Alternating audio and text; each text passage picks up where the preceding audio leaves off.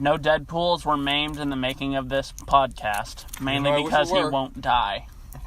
Also, I don't think we're talking about Deadpool. We're only talking about one Deadpool, but we'll get to him. Greetings, ladies, gentlemen, and others. I am the Guardian. It's me, Professor. The entertainment freak. And welcome to the X-Cast. That'd be confused with the X Factor. No, that sounds like porn. Yeah, it just seems more like one of those god-awful talent shows. Either way. No, think about it. The X-Cast? Yeah, I know, I got it. Here we are, though. As promised, we are discussing our thoughts relating to the X-Men franchise, minus the Deadpool films, and minus, New Mutants, because that's been delayed 4 times now. And it's never coming out. Which is sad, because I was looking forward to that. we were all looking forward to it in a way. But for those of you who don't know, the X-Men series is a pretty cool comic series. Tristan, you probably have the most experience with X-Men out of all of us. More than likely. He does. Yeah, you didn't have much impact with X-Men besides the cartoon, Tyler? More or less. I've read some comics, but I'm not... Yeah, I don't really have much access to comics, so...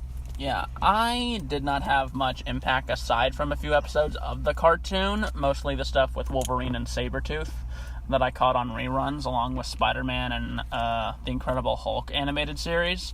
But I also saw the first couple of films a lot, like I rewatched them several times, because I thought the second one was better than the first, but we'll get to our process there by starting with X-Men. What year did this come out? I want to say 2000, 2001? I think it was early 2000s. Yeah, because this was like the first big superhero movie franchise It was 2000. of the modern age. Yeah. It was decent for a first... I think this movie's good. Yeah, it was good. a decent first step in the direction, because did they know they were going to make a franchise here? Or I think they were hoping, but... I felt like it was somewhat enclosed, but left doors open for... Which is how you should do this kind of stuff. Looking at you, Hasbro. Which we are never going to get something from them, right?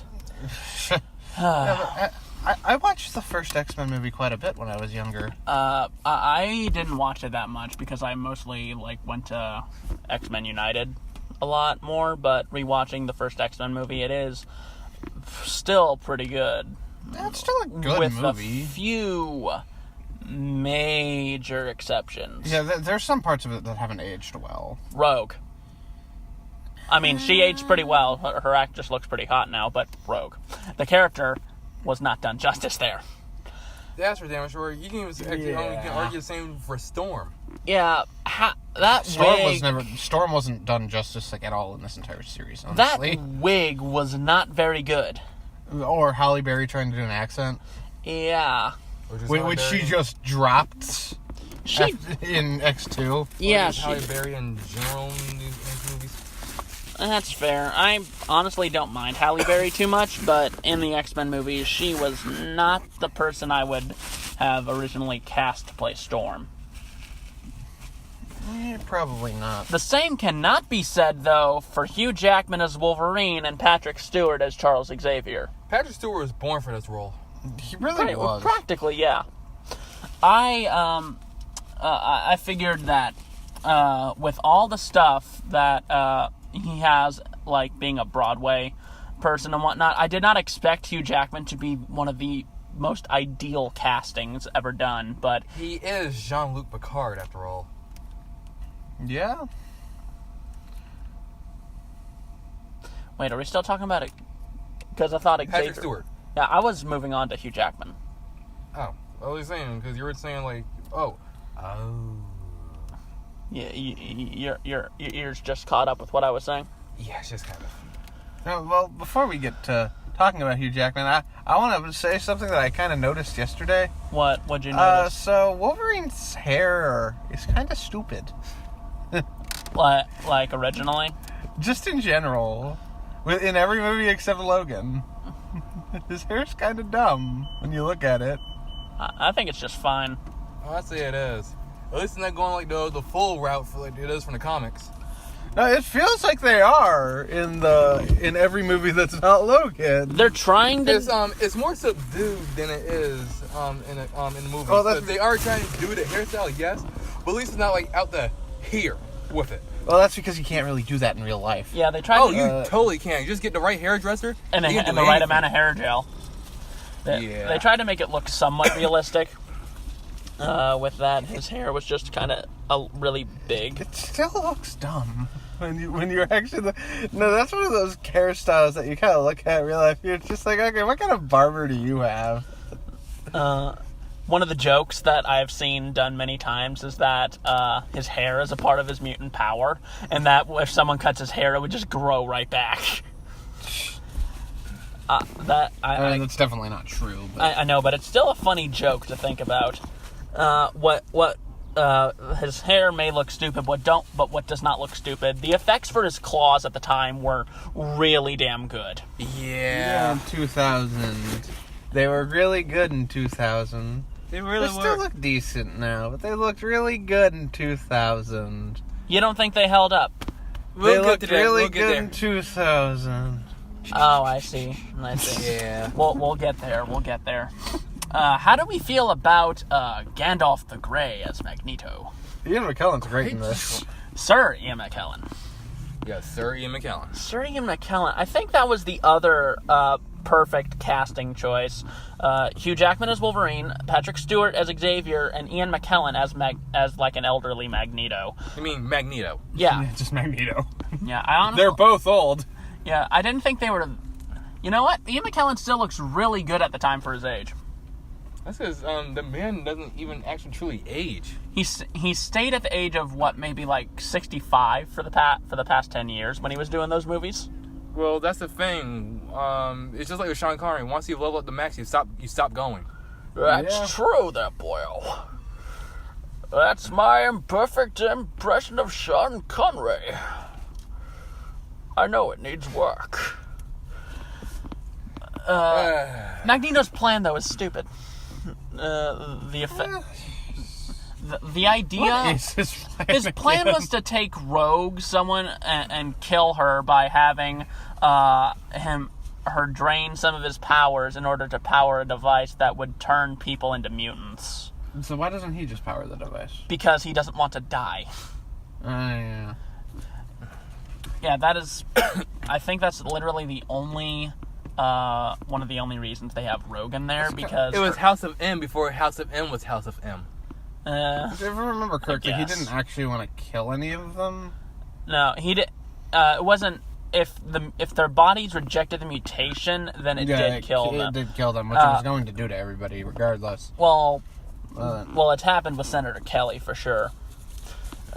Which I thought Senator Kelly was portrayed decently in this. He was. Yeah. But I felt like they killed him off too early. They killed him off right before the climax of the movie, honestly. Yeah, like I said, they killed him off too early in the movie franchise in general. And then the rest of the time, I mean, that might be because they didn't really realize they were going to make a franchise out of this at the time. yeah, but they're This was before, like, the MCU, where now everything's trying to be a franchise. Yeah. Although the rest of the time, his shoes are being filled by Mystique, which not even going to get complicated with the stuff going on there.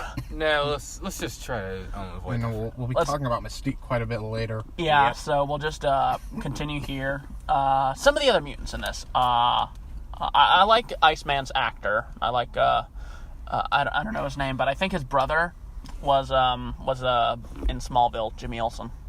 Hold on. Oh, Yeah, you know who I'm talking about, though. yes. Yeah, Isn't the last name Ashmore? yeah. I think it. I think Maybe. it's something Ashmore, but you know who I'm talking about. I Yeah. like him as in that. Cyclops didn't really James Marsden? James Marsden Yeah, didn't really leave much of an impact for me as Cyclops. Oh, neither does Cyclops. Yeah. But you can definitely tell that his career definitely blew up after these movies. That's for damn sure. Yeah. I wouldn't say it blew up because he hasn't No, really it- done anything. No, it really blew up because now they're just pinning him with CGI monsters. Specifically Sonic. Sonic and Hop before that. Well, he's also been some other good stuff before that because he was in the that movie where it was with the kids and they're in that and they're trying to go and they steal his brother's car, played by James Marsden, and they're trying to go across country to meet his online girlfriend. Super bad. James Marsden That was James Marsden was in that? Yeah. James Marsden was that, and he was also in Death at a Funeral. Huh. So basically he's been in nothing. Hey, those movies are actually fun. Maybe Superbad. That's not a funeral, no. I'm not gonna say anything relating to that, but I guess the later she'll become the big elephant in the room, Jean Grey. I thought her actress did fine. She did do good. She did well. Yeah, she did fine in there, but Yeah, so just didn't give her any well, good material later on. Yeah, we'll discuss that a bit later. Now switching over to the Brotherhood, we're gonna save Mystique's thing for much later, and Toad wasted in this. Exists. He was. They wasted Ray Park in that movie. If Toad was wasted potential, then Sabretooth was the trash heap. Because he looked like the character, but with Great Sabretooth. but with what they were trying to do later on, it makes no sense. Nope. No sense whatsoever. Nope. I mean, if anything, we got a better Sabretooth and a worse movie later on. Arguably. But we all agree that this is Ray Park. Ray Park. Martial artist. Uh-huh. Stuntman. The man who a lot of people know but don't know. He was Darth Maul, wasn't he? He was Darth Maul. He was Snake Eyes in G.I. Joe. And also, you guys remember him. He was Edgar in Heroes. The super speed knife juggler. Edgar. Wow, he was wasted in this. Yeah. He's wasting a lot of things. And this is the same man that if they're going to go with their older plans, would have played Danny Rand in an Iron Fist movie. Damn. I mean, damn. Yeah. Huh. Okay. So, yeah, that's a thing. That's wasted. That's arguable. Again, Sabretooth, lame. Yeah. Who else was in the Brotherhood? That's it. Okay. Magneto, Mystique, Toad, and Sabretooth. So That's it. the highlight's Magneto. The highlight is Magneto. It might as well just be the Magneto of evil. I guess. There's basically no Brotherhood. But the way they were trying to do things were definitely a bit backwards in this. Because there were elements from the comics and the animated series they were trying to pull off. But there were just some choices that would have been much better choices to do in this movie. Like, if they were going to have it be Rogue, who is it? They could have brought in Gambit or made him a teenager. Or at the very least, they could have had Jubilee be there and have changed up her powers a bit. Jubilee's kind of just lame. That's the thing. They did something like that already, and it was Generation X TV movie for Fox. Yeah, they don't want to just redo what they've already done. Yeah, because... Yeah, but still, what they did still makes little sense in the long run. Because I know I'm going on a tangent right here, but with Generation X, that movie's a piece of crap. They made Jubilee white because originally she was Boom Boom. But because of the cartoon at the time, they noticed that Jubilee was spiking in popularity, and they literally switched the names. And how was Jubilee spiking in popularity? That's what because I of the wanna cartoon. know. Nobody really knew about her until the cartoon came out. Yeah, and she sucks in the cartoon. Yeah, but people liked her because she was relatable. Oh, now I remember. Boom Boom. She was in X-Men Evolution. Yeah. I liked X-Men Evolution. Yeah, but yeah. So they probably have had Jubilee in it, but I'm glad they didn't, because it was giving her nothing to do, as usual. Because Jubilee sucks. Yeah, Jubilee shows up later in X-Men Apocalypse. And does nothing. She actually shows up in X2. Oh, yeah. It does nothing. Yeah. She does nothing. Yeah, so, What's with Hollywood against Asians? I don't know.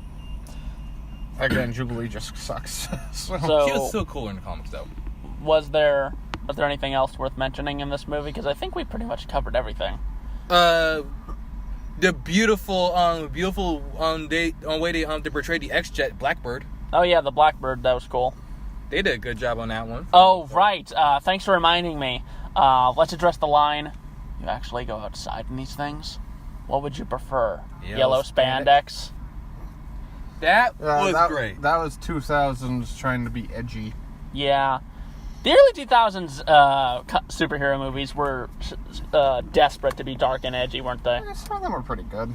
Again, X-Men, X-Men 2, Spider-Man, Spider-Man 2. And that's it. Yeah, that's it. Anything worth mentioning, at least. Yeah, I think that's about it. With X1, anyway. Yep. So, Yeah, that was B minus. I'd say B. 4 X's out of 5. It's a B. Maybe 3.5. Yeah, I had a revelation last night that the X-Men movies aren't that great. They're not, but they're what we had, so. Yeah. All right. Now on to the next one. The good movie. X2. X2, X-Men United. Great movie. I don't remember it very well. Well, there's not really too much to really fully remember about it, but great portrayals of a lot of characters. There were great portrayals, but there was still a lot that they were supposed to give us, but really didn't in the end.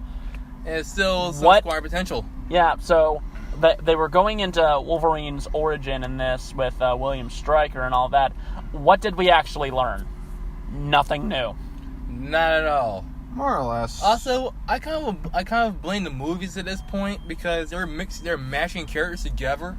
Yep. Because William Stryker's a televangelist. He had nothing to do with the Weapon X project. They keep mashing his character with the director every single time. Well, yeah, you can't really just have someone named the director, can you? Not unless you just want to, like, give an air of mystery and not actually show anyone, actually do a whole shadow organization thing. I guess. Like they should have done with Weapon X. But other than that, I think they just kept going with the name because it sounded cool. Stryker. With a Y. Actually, for the last name, that is usually spelled with a Y. Yeah, we, Plus, it's more exciting than just having a televangelist just spewing anti-mutant propaganda on his show. You mean Senator Kelly? Yeah, but the thing is, that was during Senate speaks, not actual televangelism. Yeah, but we actually didn't mention this very much with the first one, but because of what happened at Liberty Island, we now have Jean Grey freaking out and her powers are being heightened and eventually building up to a bomb. Yeah. Which is done well in this movie, from what I can remember. Yeah, the build-up is actually done decently. It's the payoff that's not exactly the best. Not in the slightest. We're not talking about X3. We'll get to X3 in a minute, dude. But not in the slightest, but yeah. Okay. We have a few more mutants in addition to Rogue and Iceman. We now have Pyro, who I actually really liked in these movies, probably due to the fact that he's just a dick. That he's one of the lamest mutants. One of the lamest mutants. I thought he was cool in this, man. He has the power to control fire. He can't even generate his own fire. Yet. No, he doesn't get it ever. Oh. He can still harness any fire that's around him, though. That's why he carries the frickin' lighter. Yeah, but that's it. I still think he was portrayed better in here than he really was in the comics. No, that's because Pyro's always a lame ass there, too. Yeah, but if he was... Since he's lame, he was regardless... one of the few people to actually ever die of the legacy virus. Okay, but given the choice between reading lame-ass Pyro in the comics or seeing how he's portrayed in the movie, which would you prefer? None. Yeah, just no Pyro, apparently. Why Pyro? Why not Avalanche? He's way more useful. It's kind of dumb in the long run. He has to make a derp face whenever he does that uses his power. But still, at least he actually has telekinesis. Yeah, I still like Pyro in this movie, though. And that's fine. I'm just saying they could have used a better, lower level mutant in the Brotherhood of Evil. Mutant. Well, he's a part of the X-Men first, and he later becomes the part of the Brotherhood in the next movie. At least in the movies. Because Pyro was always with a dick. At least he had something of a cool scene in this movie. Skipping ahead a little bit, when he's fighting off those cops, he's only reeled in by Rogue. Yeah, that's because he was actually trying to kill. Yeah, which I'm totally fine with. Now, Wolverine comes back, and of course, Hugh Jackman gives another great performance. We're beginning one of the best characters addition in this movie. Nightcrawler. Crawler. Yeah, that scene that Bryan Singer probably didn't direct. Yeah, that first scene is phenomenal. Apparently, the reason he never came back for any X-Men movie is because, well, first, they didn't really know that Bryan Singer wasn't going to work on him, I don't believe. But that he hated working with Singer so much that he wanted nothing to do with him. Wait, who did? The guy who played Nightcrawler. Oh. Yeah, also, that's one thing. One thing about it. That was an odd casting choice, but it worked off really well. If there's anything I remember very well in this movie, it's Nightcrawler. Yeah, Nightcrawler, like the makeup and the effects with his tail and how they do everything about how they made him look. He looked like a devil, like a demon incarnate, and it's phenomenally well done. Precisely. Yeah. And also another part was just the whole illusion is that when he was having a whole conversation with Mystique, and we all know that is his mother. Yeah. They don't know that, though. Nope. And they never will. Another waste of potential. Rogue being Mystique's daughter. Precisely. Mm-hmm. Yeah. But Well, at least adopt the daughter. But I just like to bring up that they're playing up the whole thing where the house gets abandoned or blown up every other movie. Charles and Scott leave to go say hi to Magneto, who at the end of the last movie was put in a plastic prison, which is actually a pretty clever means to contain a mutant. You mean a magnetic mutant? Yes. Yeah. Which is smart. Yeah, Jean and Storm are going off to find Nightcrawler, so I just love the fact that they're getting this metal skeletons healing badass to just babysit a bunch of kids. I just find that funny. Waste potential number 2. Colossus. You mean non-Russian Colossus? Yes, non-Russian Colossus, but Colossus in general. I thought the way that he meddled up was really cool, though. That was. Too bad that's the only time you ever see it. Do anything in these movies. But he held it. But wait, he actually did. He held a TV one-handedly. That's not doing anything. That's in the next movie too. Don't get ahead of ourselves. But come on, that's the only thing they actually really gave him to do in the 2 movies he was actually in. Again, we'll bring up more stuff with X3. I know, but it still pisses me off. Yeah, we know you like Colossus, and they're putting more focus on Iceman, non-superpowered Rogue, and the Flame Boy. Ooh. How about the other part in this movie? You mean the fact that Kitty Pryde in the trilogy was recast 3 times? Actually, she wasn't recast 3 times. Yes, she was. She was recast once. Oh wait, no. Yeah, she was recast twice. Once. Yeah, Anna Pace just doesn't age well. No, I'm talking about the girl who's supposed to play her in this movie. Yeah, the girl who phases through the pillow. She is not Kitty Pryde in the next movie. Also, there was also a kid who was supposed to be Banshee. That was an odd thing. Remember that whole sonic yell during the middle of the night? Oh, yeah. Oh, that was supposed to be Banshee? Oh, and also... These movies are stupid. They have no continuity. Oh, how about this other part right here when Mystique was breaking into the office in our learn where Magneto's base cell was? Yeah. And you see all those names scroll through it? Uh-huh. Some of them are the actual mutants we never will see in the movies until later down the line. Remy LeBeau!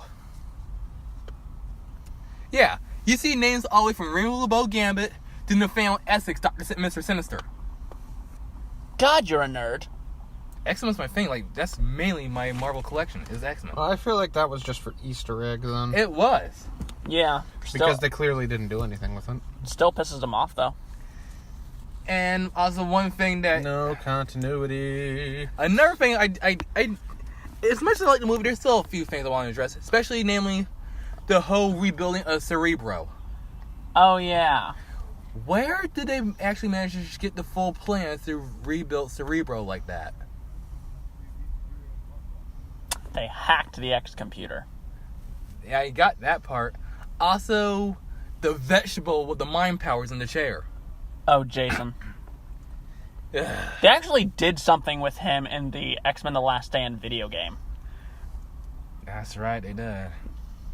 Yeah, where he was Colossus and Nightcrawler went back to Alkali Lake to do something, and the ghost of Jason was just haunting Nightcrawler the entire time. So, basically what we're saying is... It was dumb. They literally just left someone to die during they the... did. The fuck, X-Men? Yeah, but let's get to the actual title here, where the X-Men unite with the Brotherhood of Evil. And when I say that, I mean they team up with Magneto and The Mystique. Brotherhood of Evil mutants. Because remember, the Brotherhood of Evil is something completely different. Yeah, well, they only teamed up with 2 people.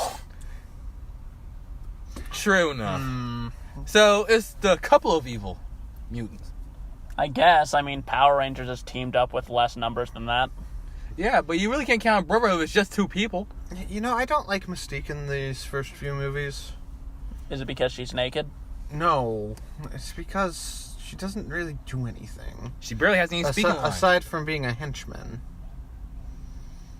Yeah, now that you think about it, they kind of really nerfed Mystique's actual character in these movies. Kinda. That's actually... Alright. Okay, now that we've just been all together, have you ever noticed, like, they've made every single female character actually pretty damn weak in these movies? Yeah, Jean Grey and Jean Grey, Storm, Kitty Pryde, Mystique, Rogue. That's, Moira. And she only had maybe one scene in the next movie. Well, we'll talk about it with X3, but that's part of X3 is because Brett Ratner is fucking An idiot. he's more than just an idiot. He's a perv. Wow. That's, He actually sexually abused people.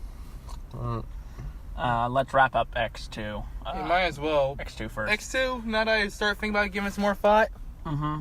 it was decent enough. Yeah, it was decently done. Oh, we never actually talked about one of my favorite fights in the movie, though. Wolverine against Lady Deathstrike. I forgot she was in this movie. I just forgot about most of this movie because I haven't watched it in like over 5 years. I totally forgot she was actually in this movie. Once again, no speaking lines for her. Except a deathly gasp, like, oh. And I love her actress, too. And again, going back to the video game, X-Men The Last Stand, Wolverine has a rematch with her in one of his levels. How? She's filled nothing but adamantium and she's sunk down to the bottom. Remember, she has a healing factor, too. She's not even a mutant, she's a cyborg. That goes beyond just healing factor. She was literally pumped with liquid adamantium.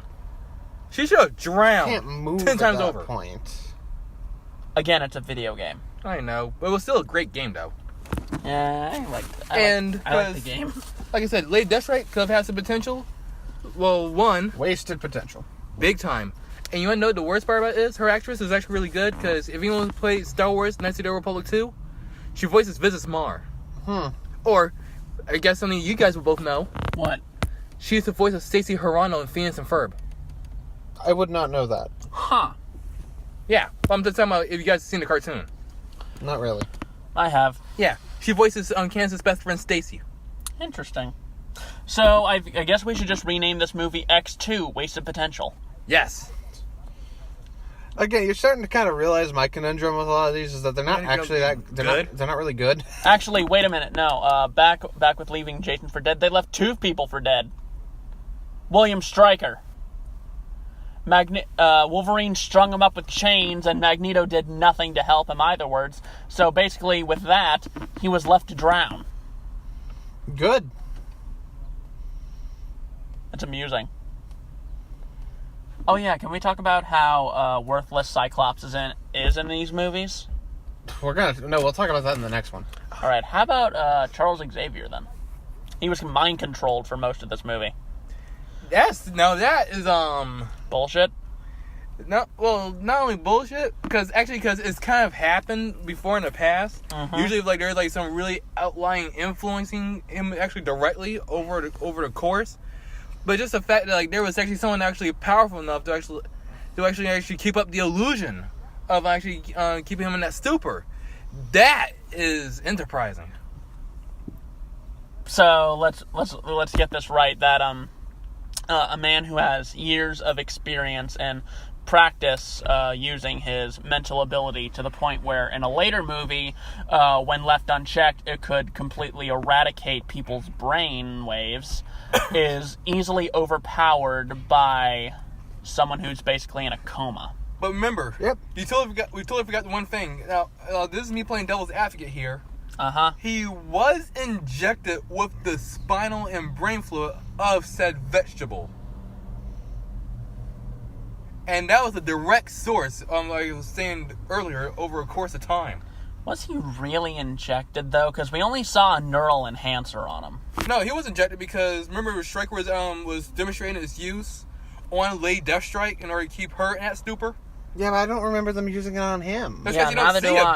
but you don't see it happen. Again, But so it's implied. movie Deleted logic, if we scene. don't see it, it didn't happen. Exactly. But it's heavily implied, though. It's not very implied either. I didn't think it was implied that much. So, that was X2, Which Wasted isn't Potential. as good as everybody says it is. It's Out of the original trilogy, it's though, the best one, probably. maybe, but we'll In the- get to my thoughts relating to In the next one. first two movies. Wasted Potential. Look, we gotta talk about the bad ones already, okay? Oh, right. Damn. I just wanted to say, in the first two movies, Charles Xavier has always had some kind of mental attack on him through physical means. When Mystique sabotaged Cerebro with that fluid, and once again, with more fluid in X2. Again, I don't remember the fluid because it wasn't shown. And it's not very implied. I actually have a soft spot for X3. X3 sucks! Let me just say this. The first part where we see the young kid who plays Warren, he's clipping off his wings. Who does nothing in this movie? That kid actor was actually really good. He actually was. Yeah, for the 30 seconds he's on screen. Credit where credit is due, Tyler. Seriously, man.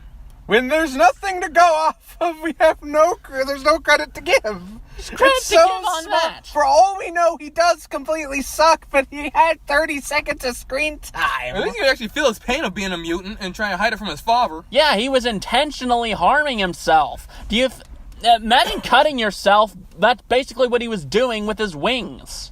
He was clipping his wings Yeah. off. Can we talk about the rest of the movie? I actually have a few things that I like in this movie. Kelsey Grammer as Beast was fucking phenomenal. That was perfect. Yeah, he's great. Rest of the movie's The awful. Iceman transformation scene. I liked that as well, yeah. But can we just acknowledge that the Sentinel head in this movie actually looks better than the Sentinels we get later on? Easily. That's because it looks That's more like never the gonna comic. piss me. Later. We'll get to it later. All right. Class dismissed. Yeah, no. X-Men: The Last Stand. It sucks. So, let's see. It kills off Xavier. It kills off Cyclops first. It kills off because he wanted to be in Superman Returns with Bryan, because Bryan Singer. What, Cyclops? Yeah. That's interesting. Oh, I forgot that was a thing. I was happy I should begin that movie's existence. Thanks a lot, Tyler. Hey, it's not my fault that James Marsden's an idiot. Can we just say that Cyclops kind of went out like a bitch in this movie? He did go out like a bitch. That's not going out like a bitch. Whining about That's his going out like someone who is never gonna get over his ex. Because it's got to be something more powerful than a more powerful word than bitch. No, that's Bitch. That sums it up pretty well. Yeah. I feel like it was a greater bitch moment. It's Oh, ultra mega bitch. Okay. Now just say bitch. He went out like a bitch. He did nothing. Like, Exactly. Ever at all. At least Thanos put up a fight in Endgame. I will say this though: when we later see Magneto trying to free Mystique, which how they got a hold of Mystique, I guess that happened off camera in between films.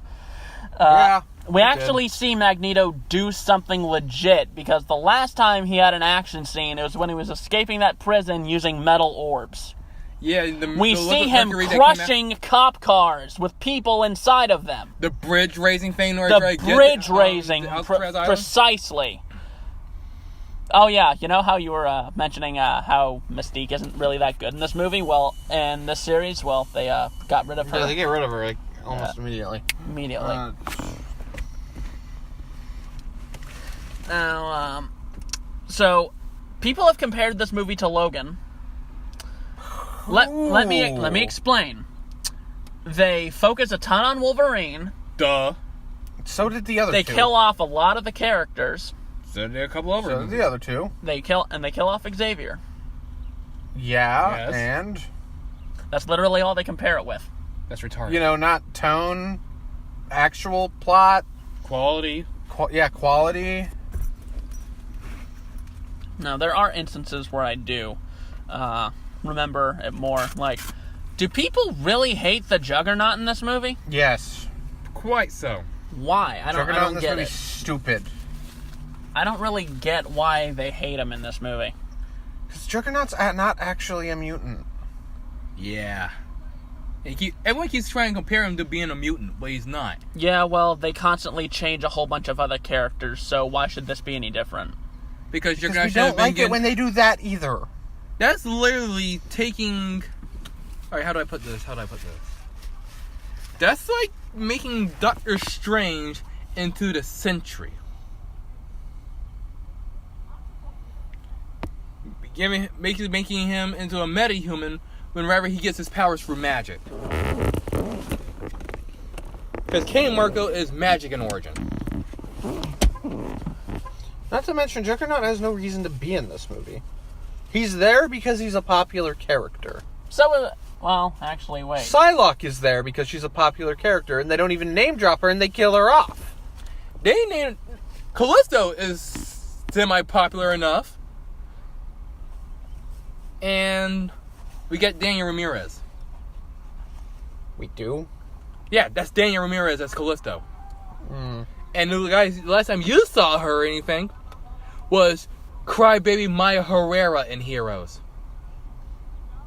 The Poison and Mission Tears. Oh, wow, that is her. Yeah. Damn. So do we want to talk about how stupid the whole Cure plot is? I thought the Cure plot was fine. No, it sounds good on paper, but then you get to the execution. I still like the thing here in that they adapted the idea that it's from a mutant pretty fine. But if mutation is a thing that you should cure like a cold, or if it's a part of who you really are. The fact that what they do with Rogue in it, though, is dumb. Or how it goes nowhere in the end.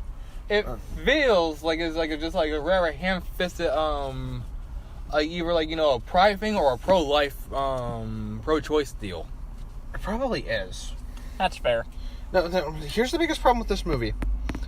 It has too much shit going on, and none of it's developed very well. Too many characters.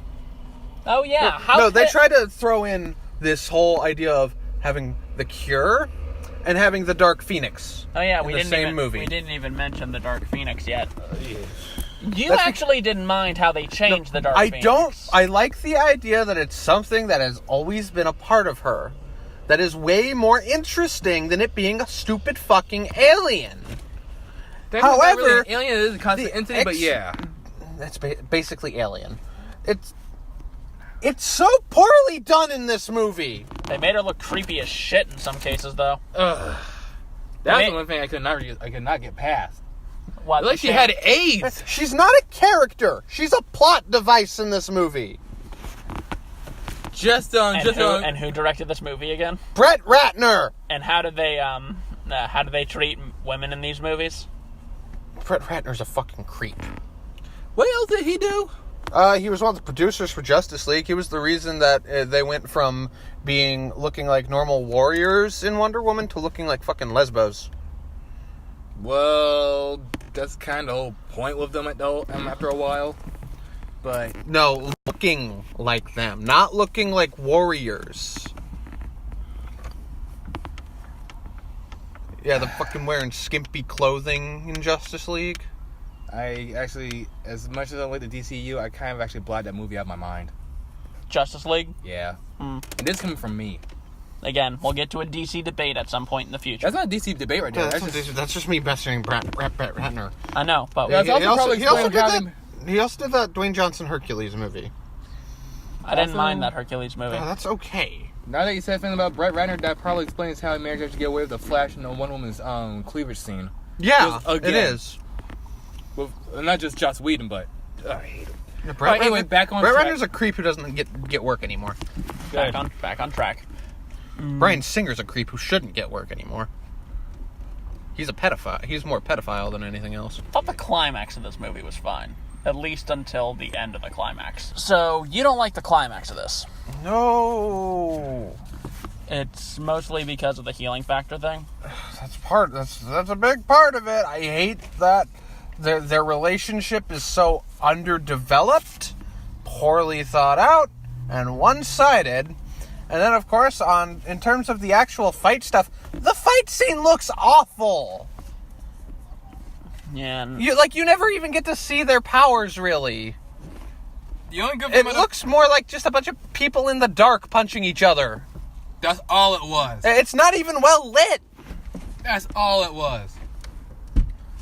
Yeah, and it's like shaky. Like disgustingly shaky. Alright. Now, let's get to the consensus that everyone can agree on. The ending sucks.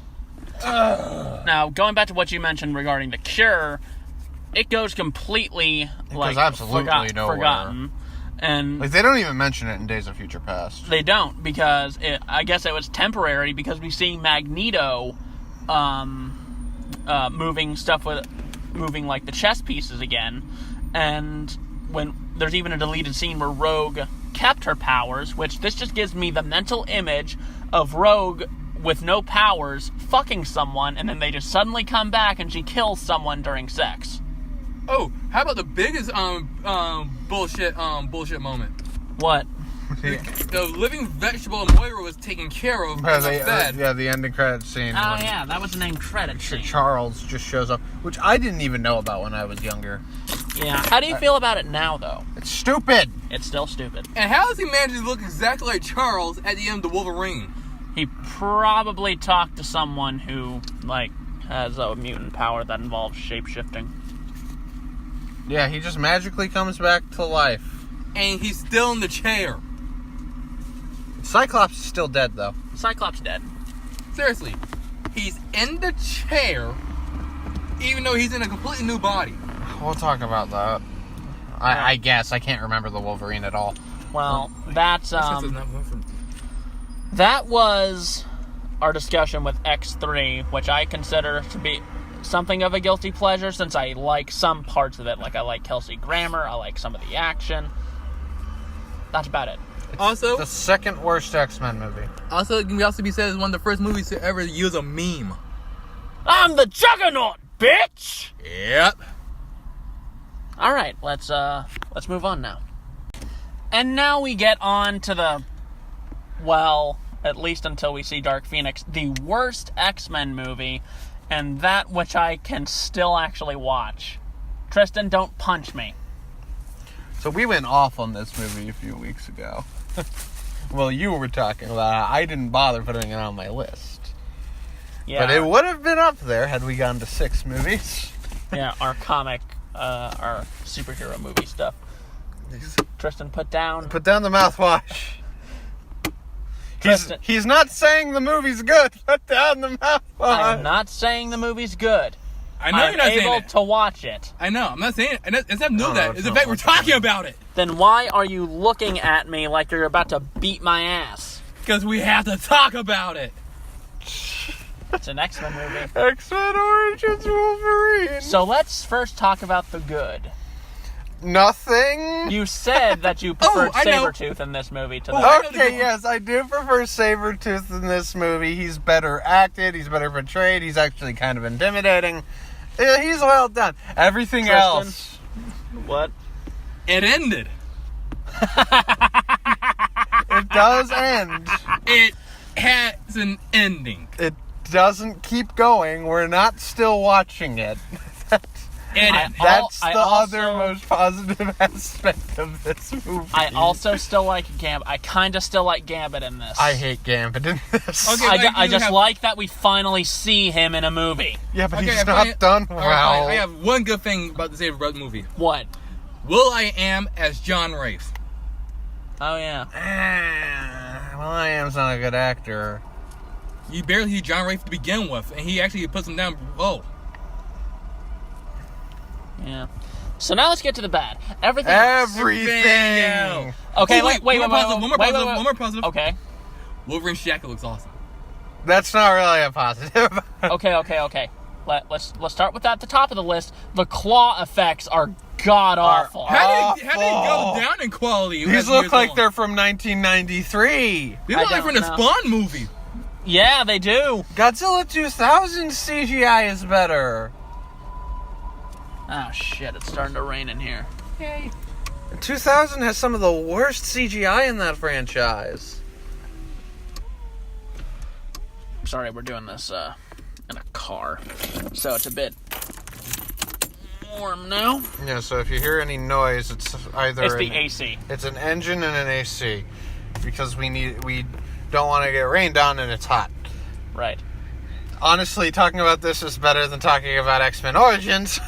It is. Yeah. I'm not getting angry talking about our ventilation. So yeah, let's discuss this. It's a full tank of coolant. So We got full coolant. The AC's blowing. It's at it's on the second level. And it gives us what we need and want. Yeah, it doesn't fuck us. No. Yeah. Okay, now let's get back to the movie. Damn. I was getting invested in the conversation The too. Blob is just fucking obese. Yeah, that's Yes! all he is. Literally all he is obese. He's just a big fat guy. Which is not what he is in the comics or the animated series. But he is a big fat guy, but at least he actually has real power. Yeah. Other than just being fat. Why was he on the strike team at the beginning of the movie? Super strength. As actually not really super strength is that the fact he actually has strength and he's practically invulnerable and immovable if he's on the ground. Yeah. Yet they don't demonstrate this at all. No, he puts his fist into a tank. That's literally all he does. How lame. Is it as lame as Bone Claws, though? I don't mind bone claws. Neither do I. No, I mean on Sabretooth, the claws look like the fingers of a bag lady, to quote Ryan Reynolds. Yeah. Anikir. I will say, Ryan Reynolds is probably one of the best things in this movie, though. It was the best thing in this Well, when he can talk. Yeah, we'll get to that. We go through the origin of Wolverine, and we do not see his development or his relationship with Silver Fox. Also, here's the thing. Who gives a shit about Silver Fox? Anyone who cares about Wolverine's origin, I guess. She has nothing to do with it in the actual comics. That's the sad thing. Hell, it's even debatable where she even has powers. She's just a chicken green with a gun. That's all she was. I can't wait to talk about the ending to this, because it's so awful. Oh, we'll talk about that in the entire plot. Well, Yeah. So, oh, wait, no, there was one, I remember there's one other positive about this movie. That his name's Jimmy? Yeah. Okay, two other positives. The fact that X-Men Origins Jimmy. Okay, but the opening sequence of this, during the credits, when they're going through all the wars. okay, that was pretty damn Look, awesome. that was cool. But the fact that they stayed that age for like hundreds of years is a bit iffy. Because he was born in the 1800s. Yeah, which is about right, actually. It's still dumb. But you gotta remember, he was born in the 1800s in the actual comics, but then how many times has he died and come back? That's fair. About as much as any other comic book character, really. Actually, I think he has the highest death count. Can we also talk about how he is basically tricked into getting adamantium injected? Yeah, all for Stryker's stupid project, so he could make... Get revenge. Yeah, because Stryker is Jimmy suddenly became Liam Neeson. Yeah, he's Liam Neeson now. He just wants revenge. The plot of MIB How about the fact that actually made International. Sabretooth There's a and Wolverine mole. brothers? There's a mole in Men in Black, and it's Liam Neeson because he wants revenge. If that turns out to be the thing, I don't know if I'll be happy or disappointed. Tristan's actually thinking about it now. No, that would be awesome. What are you talking about? No, that's going to be the story of a Star Wars. That's going to be a Star Wars story. Qui-Gon Jinn comes back from the dead. And he wants revenge. I want my Padawan back. Stop. I want my Padawan back. He goes after Darth Maul. That's how it ties into Solo. And here's the Men in Black. I want those aliens back. Okay, I want those aliens back. back to X-Men Origins. Why? Because we still have... It's an X-Men podcast, Tristan. We have to talk about it. Oh, God. Fine. But after this, we gotta talk about one good thing. Trust me, it'll be fun. We're about to talk about... I'm talking about at the end. X-Men movies. Okay. Moving on to Gambit.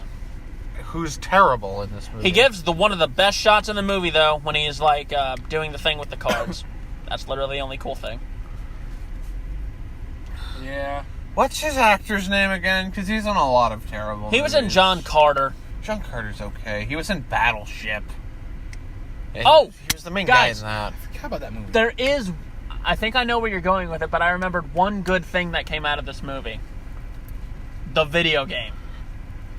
The game was actually kick-ass. I haven't actually played the game. You're about It to is heard a- nothing it but is a good good- I heard it great- was pretty good. It was a great game. It gave... You know how in the movie Wolverine fights Gambit in an alleyway? Yeah. You know what they do in the game? What? They fight all throughout the casino, all the way to a rooftop involving a helicopter fight. Sounds way better than The movie. the movie. It is. Not to mention the fact it was a rated M Marvel game. Yes. Let's talk about Cyclops real quick. Oh yeah, Cyclops was in this movie. I totally forgot about that little shit. Oh yeah. And he does nothing. No, he does something. He whimpers and acts scared. Why is he in this movie? Because they wanted to give Deadpool laser eyes. Oh, how about this? Right, he does this huge ass diamond elf in the room. How Emma Frost was in the movie. Oh yeah. But yet they didn't give Deadpool diamond skin. How she's also in... Well, they said that they were still trying to replicate her powers. How she's also in First Class, yet she died in the Vietnam War. What a waste of January Jones. We will get to First Class after this movie, January but we've Jones. just got to continue discussing this garbage until the very end. X-Men Origins was never canon. Okay? Oh yeah, There's too many inconsistencies. to quote Jeremy Johns, Botox Xavier. My God. Oh my god. How many facelifts did that guy get? And you know, Isn't he supposed to still look like James McAvoy at this point? you'd Yeah, think so. you would think so. That's why Origins isn't canon. Also, here's another thing. You think by the time they actually got like when they made Deadpool, they wasn't the one who was thinking properly, and they wound up creating Baraka instead, and that's why he didn't talk. Yeah, they created Baraka from Mortal Kombat. The reason they gave him laser eyes is so that the little scars around his eyes would turn black. Oh god, it was Baraka after Annihilation. Yeah. Yeah. Poor guy. You guys know there was an end credit scene for this movie too, right? 2. Yeah, there was one. I remember one. Oh, It's the okay, one where the one- Deadpool opens Yeah. his eyes. And he goes, And it leads to nothing. Oh, okay. Because I thought you were talking about the one where he was in the bar. No, that was a deleted scene from The Last Stand. No. The Yeah, the one where he's X-Men in Origins Japan. actually had 2. Actually had 2 end credit scenes. The Deadpool had one, and Wolverine in the bar in Japan. Oh. Also, rumor has it, but no one's been able to actually prove it yet, Okay. is that the Deadpool that we saw is a clone. Of the original. Yes. Definitely not. Because there's supposed to be like a 1 in like 108 chance that you actually get to see a scene where someone actually comes to the site and actually picks up Deadpool's head, and it's supposed to be Deadpool Prime and walks off with it. Why Nope. is Deadpool on the strike force at the beginning of this movie? Because John Rafe on the strike force at the beginning of the movie. He doesn't have John any Rafe mutant powers. John before Rafe the can experiment teleport. shit. And What about Deadpool, Agent Zero? he is precise. That wasn't even his real power. Because he's actually supposed to be Maverick. Yeah, Maverick was a much better character. And that's who he was supposed to be. Remember Wolverine in the X-Men? We saw Maverick and his daughter. Yeah. We'll talk about that show another day. Oh yeah, also, let's talk about one of the deleted scenes in Wolverine Origins. I didn't bother watching the deleted scenes. No, this is in the extended cut. Apparently, somewhere in the movie, he meets up with a 12-year-old black girl with white hair. Storm? Yes. What? Why? Because It's all gotta connect, apparently. Thank you for bringing me to my next point. This is supposed to be a series. Yeah, Yeah. there was supposed to be an X-Men Origins Magneto, Gambit, Storm. Cyclops. But the one character you think it would work best with botched all those. Yep. And the sad thing is, one of the casting choices for Magneto was actually going to have Tom Felton as Quicksilver. Tom Felton. Draco Malfoy. Really? Yes. That would be amazing. Yeah, they're going to actually cast him as Quicksilver.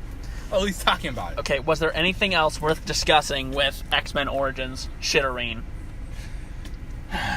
Oh, we already went off on it a few weeks ago. Pretty much. Let's see. We took out the Storm scene, the way they destroyed the franchise for future movies like that. That it gave us a much better M-rated video game. Yep. Yeah, how it got rendered immediately non-canon, and they keep making fun of it in other movies. Well, they mostly just made fun of it in Deadpool. Yeah. That's because Deadpool just has to break the fourth wall. Yeah. I think that's it. Hey, X-Men Origins sucks. Don't watch it. The biggest plot hole in the movie. What's... Okay, go ahead. Silver Fox. Oh, we didn't talk about the ending and how fucking stupid it is. Alright, ending talk. It's stupid. Walk until your feet bleed. Why not and just... keep walking. Here's a better one. Kill yourself. But then we want to have it set up for X2 when Stryker came back somehow. Oh, who cares? This And movie James- doesn't fit in with X2. And Not anymore, doesn't? He also never gained, did. Stryker also gained a ton of weight and lost about 2 inches of growth. Oh, also That's just what happens with old with age. the Silver Fox thing. Literally, she had no investment in this. All she had to do was just touch Stryker and force her to let her sister go. Boom. She wouldn't have had anything to do with it. So I think we can agree that Silver Fox is a dumbass. Yeah, not to mention the whole adamantium bullet thing, Oh, I forgot about that. which they do way better in Logan. Like, way better. We'll get to Logan. Yeah, but in this movie, how he just shoots him in the head, and somehow he loses his memory from this. This is what makes him lose his memory, and not the procedure itself. Also, the other members of X Factor, but anyway, let's... Again, this movie never fit into canon to begin with. Fun fact, because of how shit this movie is, the actual writers for the movie Marvel actually wanted to apologize, and that's why we have the MA epic called The Wolverine. We'll get to the Wolverine. Let's. No. It was a different movie that leads into the Wolverine. Oh. This is actually an actual origin for Wolverine. Bone Claws, his upbringing, the Weapon X project, that leads into the Wolverine. Okay. Yeah. Nobody really knows about it because nobody really watched it. All right. So Yeah, I didn't know about it. let's still move on though. Let's move on to X-Men First Class. So they're just making up their own shit with this one. No, this one's supposed to be actually completely in the past. Yeah, but Although it breaks other continuity things like Banshee and whatnot. well, not only that, but also. Oh, hi, Raven. Nice to see you again after all these years. Mystique, we grew up together, didn't we? Also, And she was never that young. no, she wasn't. She's like the second oldest mutant behind Wolverine. Or not in front of Wolverine. Right. Because I think she was actually born I'm not exactly sure or not, but I think she was actually around the time of the Marseille. Yeah, okay, well, let's talk about that movie. I like James McAvoy. James McAvoy was good. I actually think this is a good movie. It is a good movie. It's a good movie. Yeah, I like the dynamic between Charles and Eric. Yeah, that's done that was fantastically. great. Oh, fuck! We forgot to mention this with the first X-Men movie. How fucking phenomenal they portrayed Magneto's upbringing. Ooh. Yeah, losing his parents, his powers activating during what, World War II? Well, I think The Holocaust. Yeah, the I think we were Holocaust. basically saving that for this one because this is where it plays more into it. Yeah, Yeah. which may be, but, I like still, him. that is still phenomenal. Yeah, him going on a one-man hit journey. Yeah, which, I just love Magneto in this movie. I love his actor in this. Same. He and I share a birthday. It's a shame. Michael Fassbender? It's a shame that Michael Fassbender went on to do such films as Assassin's Creed. Yeah. That movie had a lot of potential, too. Alien Covenant, Prometheus, and X-Men Apocalypse, and Dark Phoenix. Which we'll get to Apocalypse in a bit, but yeah, this is a good movie. A lot of the young mutants. I love Havoc. Havoc was love cool. Havoc's really good in Havoc. this movie. I love Havoc. I like how they did Banshee in here, making him somewhat of an arrogant prick. He wasn't really an arrogant prick. Not that I know of. Although, if you really think about it, he did just murder a whole bunch of fish in this movie. He did. He did. He's a prick. He's a prick to the sea life. He hates sea life. Yeah, but they actually do the whole learning how to use their powers thing very well. They did. Yeah, this is ironically, with a lot of movies, one of the most difficult things to do. I know we're shifting to another Fox property, but with the Fantastic Four movies in 2005, they focus on that too much. In 2015, they just skip over it. Here is exactly what the type of thing you should do when learning about your powers. Yeah, it's a pretty good balance in this Also- one. It's like the focus is definitely on Xavier and Magneto. Yeah, and they're training these kids. Can we also talk about just how amazing Nicholas Hoult was as a young Beast? Oh, I like him when love he's Nicholas not Hoult. in the Beast makeup. You don't like the Beast makeup? No. I don't mind the Beast makeup too much. I just like Nicholas Hoult. He was great. Yeah, I like Nicholas Hoult. I think like the his makeup performance gets in these better. movies. I think the makeup gets better in like Days of Future Past. In Days of Future Past, it does not get better in Apocalypse. Yeah, something about him in the Beast makeup just does not work. He looks for more me. like a cat than a beast. Yeah, he does look more But like. that's the thing. Captain That's kind of Beast. where his mutation was leading. A cat? Yeah, he basically went full on lion at this point. Okay, looking at it now, I guess that makes sense. But he Yeah, it's weird because he's Cat Beast in the past movies, and when he's Kelsey Grammer, he's more like Sasquatch Beast. yes. Yeah, Kelsey Grammer just looks better in the makeup. I guess he has the. I think he has because the right it's face more for it. practical. Yeah, it's also a lot more refined. It's more refined. Yeah, it's definitely way more practical. More practical, more refined, easier. It just looks better on him than it does on Nicholas Hoult. What Okay, I like Nicholas Holt's I think it's because performance. with the Beast, he aged like wine Yeah. or cheese. Whereas characters like, fuck, well, I know, let's fuck it. I don't know. So Jennifer Lawrence is actually good in this one. She is good in this. Yeah, she's decent enough, but she still can't hold candle to Rebecca Romijn, who actually stayed in the makeup for the entirety of the movie. Yeah. Yeah, but it works in this movie for that. And Yeah. it also works in the next one. Yeah, she. Although it kind of defeats the whole purpose where you see her outside of makeup for most of the time, where she's saying she's mutant and proud, but yet she doesn't show off the blue skin. She's not mutant and proud for... very long. Yeah, she doesn't really start doing that until the end of this movie. And then she kind of drops it in the next movie, and the movie after that, and especially the movie after that. Yeah, that's for damn sure. But And just one more thing that pisses me off when she tells Beast mutant and proud. He's covered in blue fur for the rest of his life, while she can shape into anything she wants. Those words should mean nothing to him. They really don't. they shouldn't. Real quick though, I want to bring the guy up because this raises so many questions. Azazel. Azazel. I like Azazel. Who doesn't like Azazel is cool. He doesn't do much though. He's a Does he even have a speaking line? No. That's hilarious. Oh, that's because the guy is actually immigrated from one of those Lithuanian European countries and doesn't speak a lick of English really.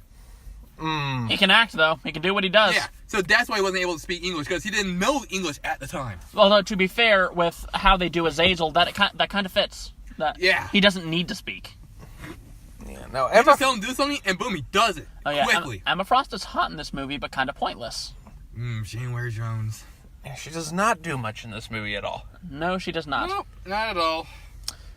It's a big waste at the Hellfire Club. She honestly. exists so that they can get the information from her about Sebastian Shaw.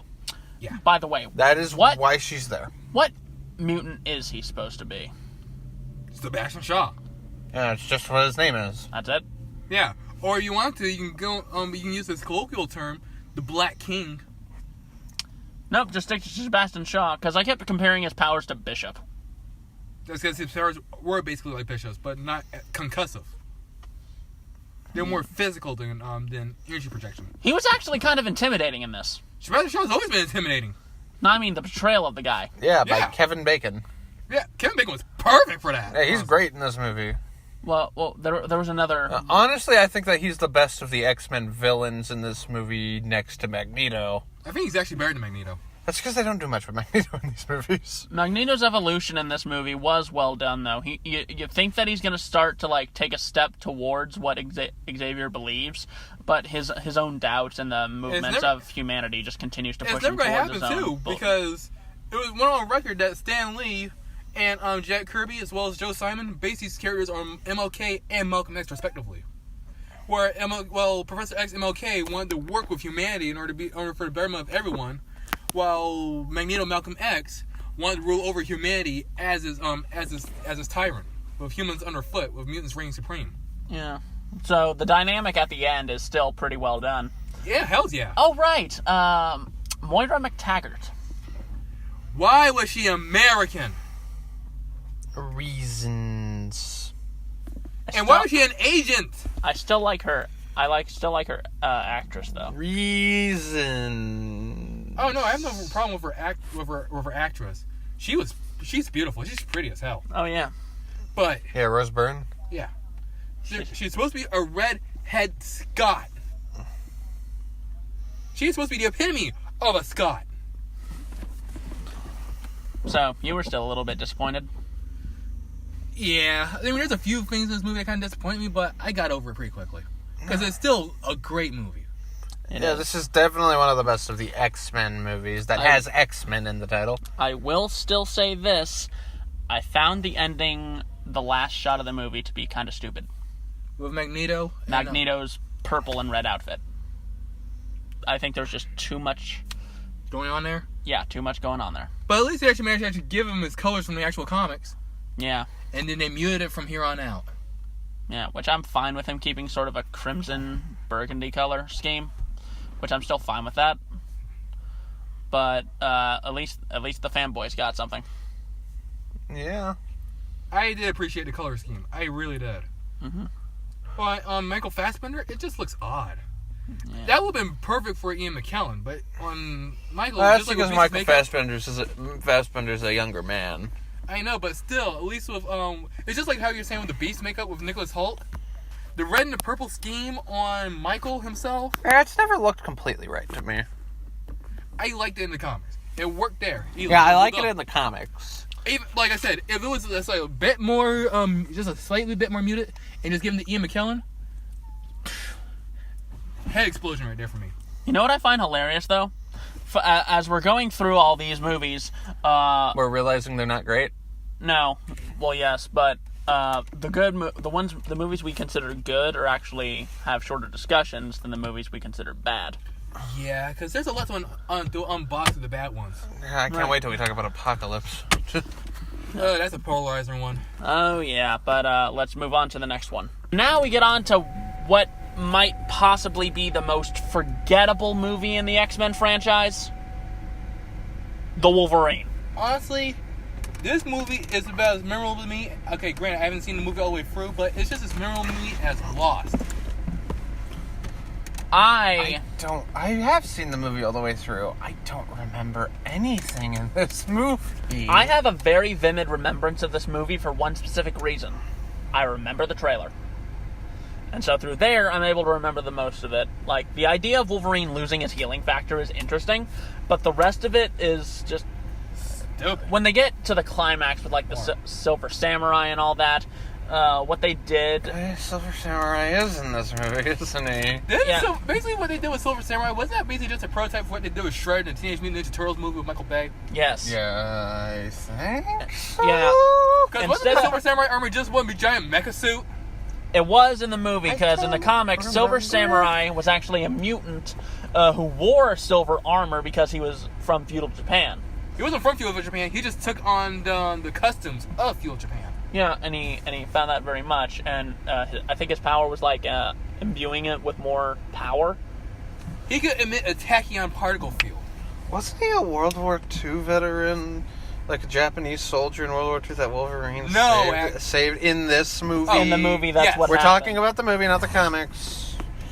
Yeah, that's what happened, and then he tries to offer Wolverine a chance to live a normal life, but it's kind of hard to do that when he's a mutant, and then he just ends up getting dragged into being a bodyguard for Magico, or whatever her name is.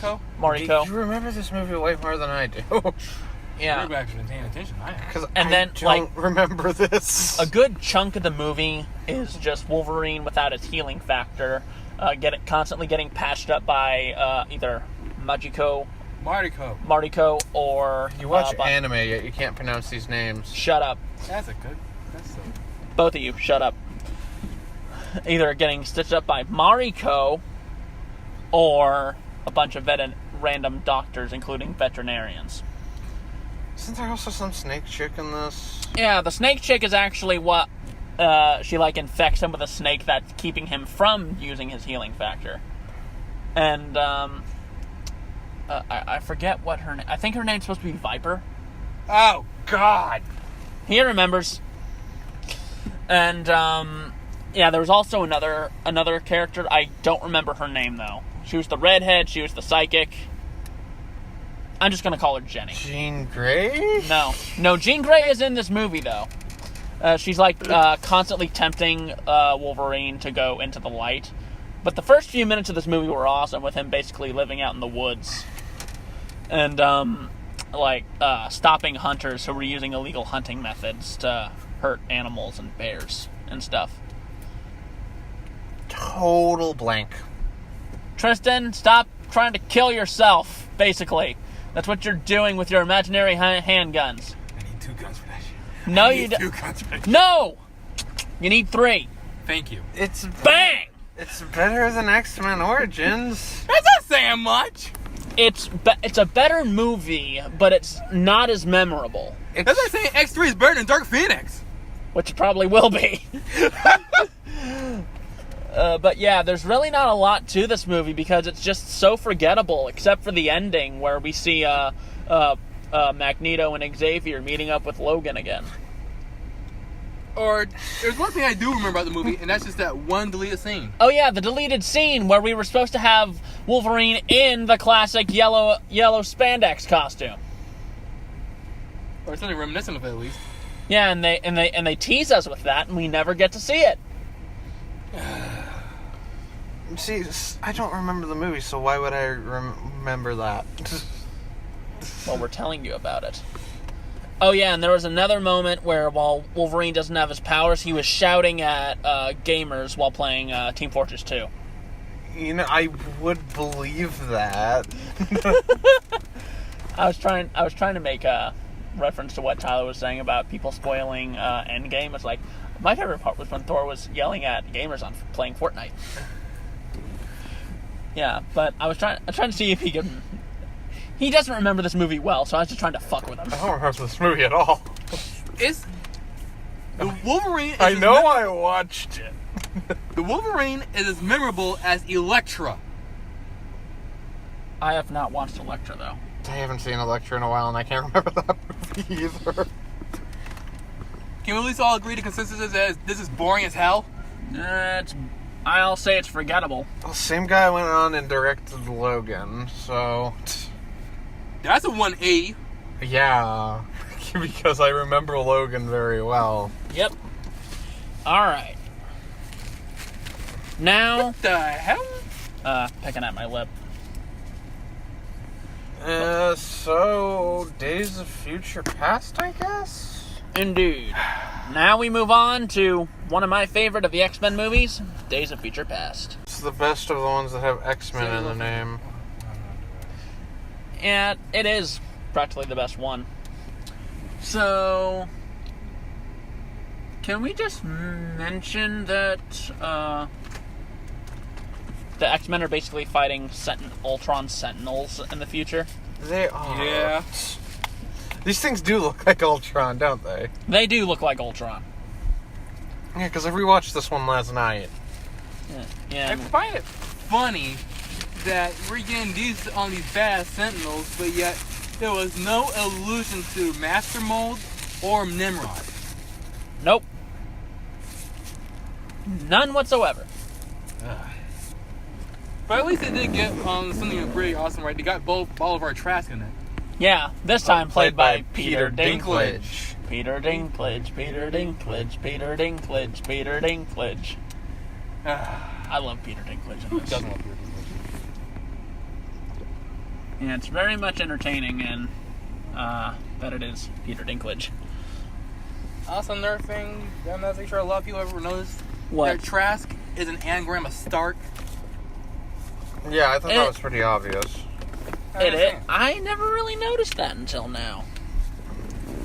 The more you know.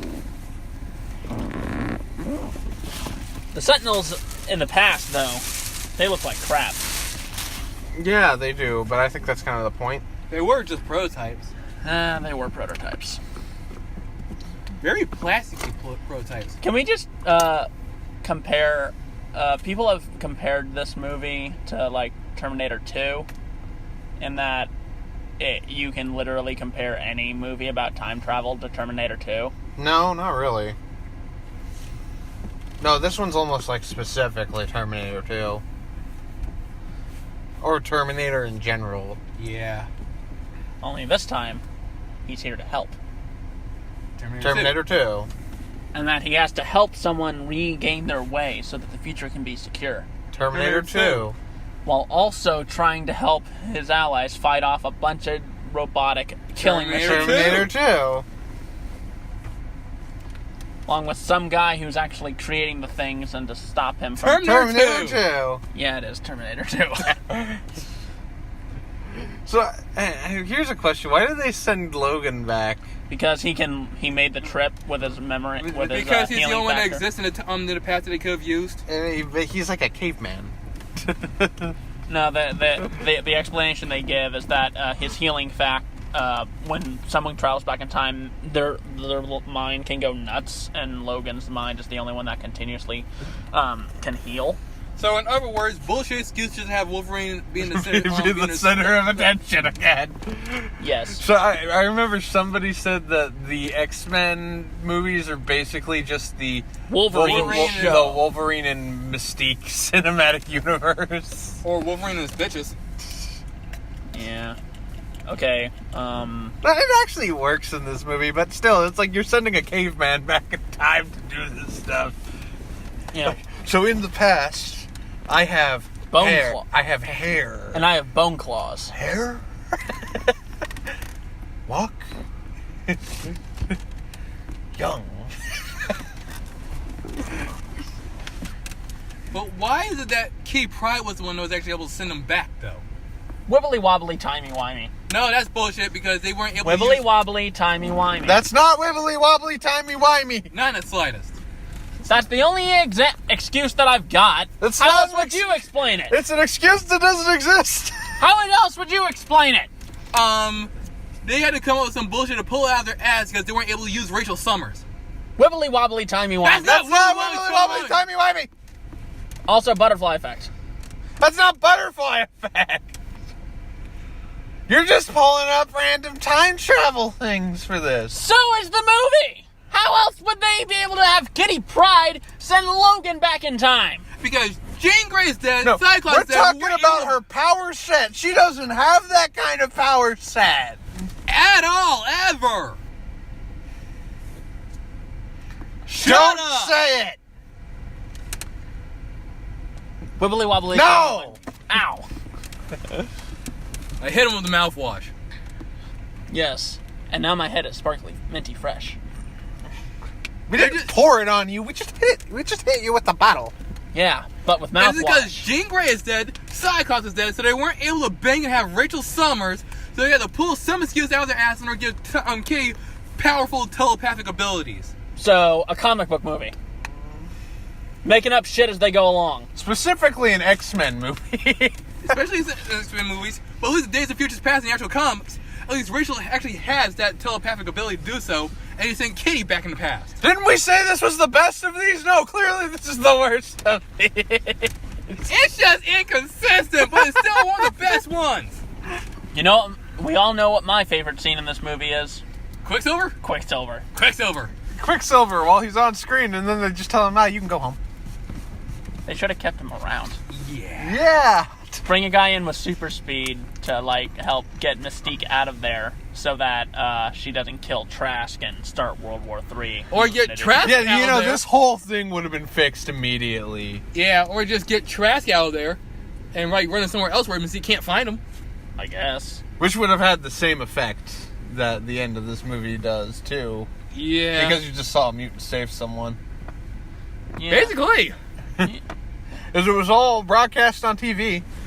Can we acknowledge that the only reason Magneto decides to go back and try and kill Trask to set the future in stone is just because he's being a dick?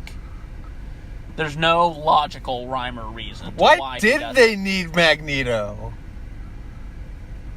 Because they paid for him, damn it! Wait, no, there's actually an excuse. They wanted to have Magneto there because Patrick Stewart Charles said that if Mystique sees in the past that Charles and Eric were together telling her the same thing, then it must be serious, except Mystique is just being a little bitch about it. Clearly not, because Mystique didn't give a shit about anybody. Exactly. That's why they had to go back even... Well, And again, Magneto just fucks it up. I know. He's just being a prick at that point. And then they killed off the rest of the Hellfire Club, aka Brotherhood of Evil Mutants, off screen. Yeah, with the Vietnam War. Yeah. Why were they even there to begin with? Drafted. Yep. They were drafted.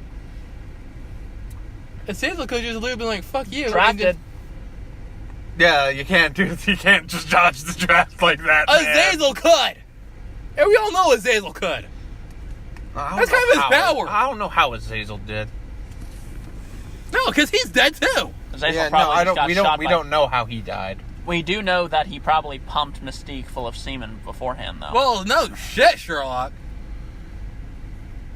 It's actually kind of, I believe it's implied somewhat that a lot of the mutants that weren't drafted were killed by, like, experimentation and whatnot, like, captured and killed. Oh, yeah. That and I... Still, what a waste of January Jones. Yep.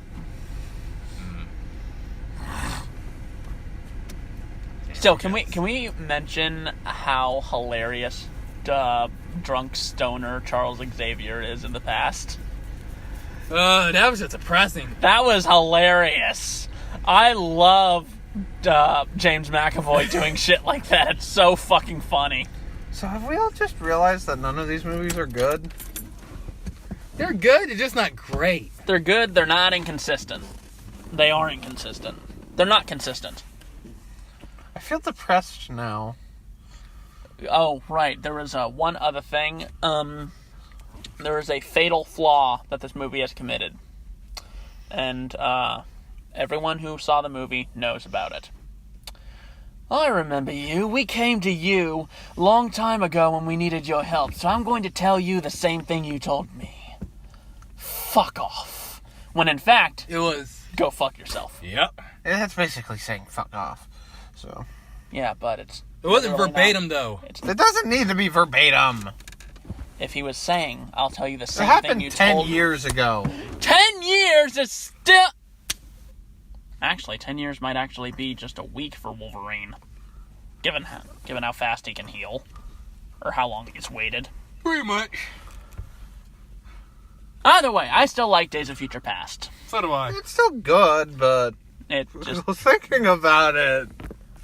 Is it just me, or did anyone else think the movie peaked with the Quicksilver scene? It just kind of went downhill. Yeah, it really did. Yeah, it did. I'm holding your head so you don't get whiplash. What? Whiplash.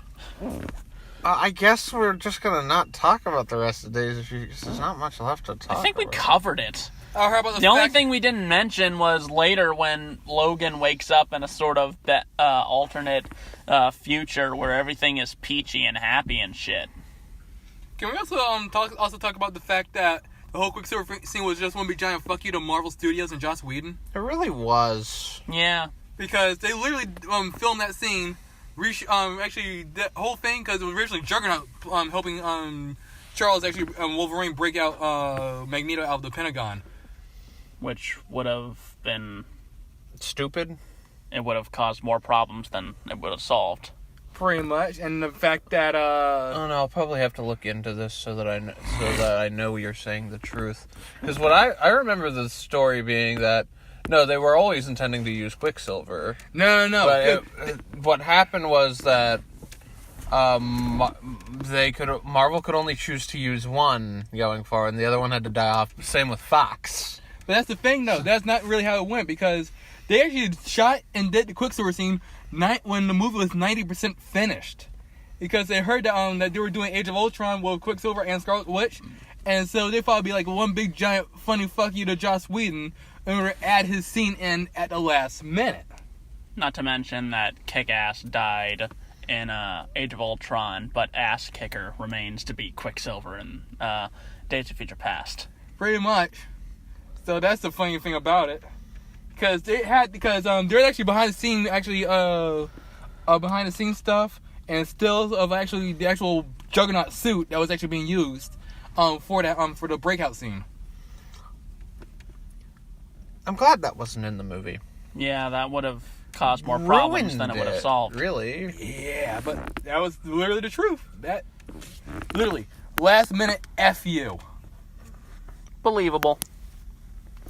So, And it was easily the best part of the entire movie. yeah. So, shall we move on to the next one? Oh god. And now we enter The 80s. the apocalypse. So, here's the hilarious thing about this. Tristan likes X-Men Apocalypse. Tyler hates X-Men Apocalypse. I don't hate it, I just think it's bland and boring. I am on the fence about it because there are things that I do like. But they had, like X2, they had so much wasted potential. Let's start with the fact that Apocalypse is so nerfed. Yeah, he actually is. He's Yeah, also they try- stupid. You're trying to make him OP, but why not making him still hella nerf? Yeah, I remember Apocalypse from the cartoon and a few issues of the comics, and he was literally capable of anything. Not really anything. He actually did have complete control over every single molecule in his body. So he can actually fashion his hands into weapons and actually grow into a giant if he wanted to. Yeah, I precisely remember in the series X-Men Evolution when they brought in Apocalypse, he was capable of controlling 4 of the most powerful mutants on the planet as his 4 horsemen.